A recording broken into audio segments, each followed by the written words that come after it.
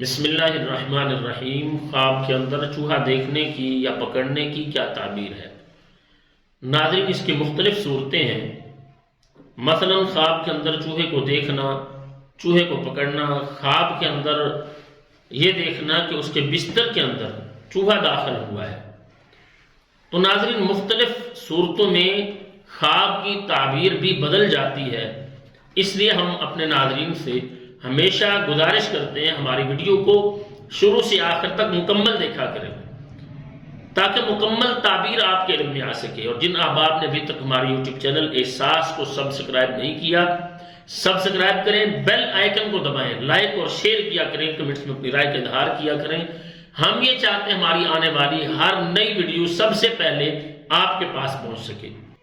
ناظرین، خواب کے اندر چوہا پکڑنا یا چوہے کو دیکھنا، اس کی تعبیر یہ ہوتی ہے خواب دیکھنے والے شخص کا کسی ایسی عورت سے نکاح ہوگا جو منافق ہوگی، جو بظاہر بہت اچھی ہوگی لیکن وہ اندر سے اس کے ساتھ مخلص نہیں ہوگی، یا کوئی ایسا دوست اس سے مراد ہوتا ہے کہ جس کے ساتھ تعلق بنے گا لیکن بظاہر وہ اچھا ہوگا لیکن اندر سے وہ اس کو نقصان پہنچانے والا ہوگا۔ اسی طرح سے ناظرین، اگر کوئی شخص دیکھتا ہے خواب کے اندر اس کے گھر میں چوہا داخل ہوا ہے تو اس کی تعبیر یہ ہوتی ہے خواب دیکھنے والے شخص کے گھر میں کوئی بدکار عورت آئے گی۔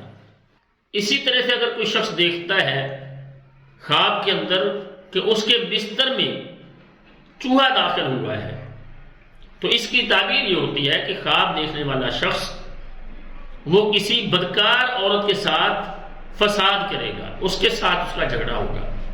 اسی طرح سے اگر کوئی شخص دیکھتا ہے خواب کے اندر کہ اس نے چوہے کو کھایا ہے تو اس کی تعبیر یہ ہوتی ہے کہ وہ خواب دیکھنے والا شخص کسی ایسی عورت کا مال کھائے گا جو کردار کی اچھی نہیں ہے، بد کردار عورت کے مال سے وہ فائدہ اٹھائے گا، اس کا مال کھائے گا۔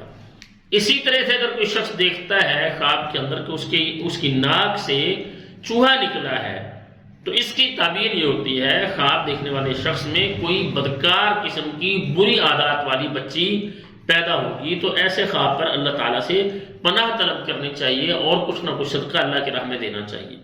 اور اگر کوئی شخص دیکھتا ہے خواب کے اندر کہ اس کے ہاتھ میں چوہا مرا ہے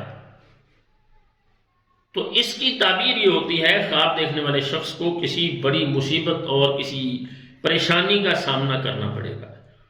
تو ناظرین، اچھے خواب پر ہمیشہ اللہ تعالیٰ کی تعریف اور برے خواب پر ہمیشہ اللہ تعالیٰ سے پناہ طلب کرنی چاہیے۔ ہماری دعا ہے اللہ تعالیٰ تمام اہل اسلام کو ہر طرح کے شر اور فتنوں سے محفوظ فرمائے اور اللہ تعالیٰ دونوں جہانوں کی بھلائیاں نصیب فرمائے۔ السلام علیکم ورحمۃ اللہ وبرکاتہ۔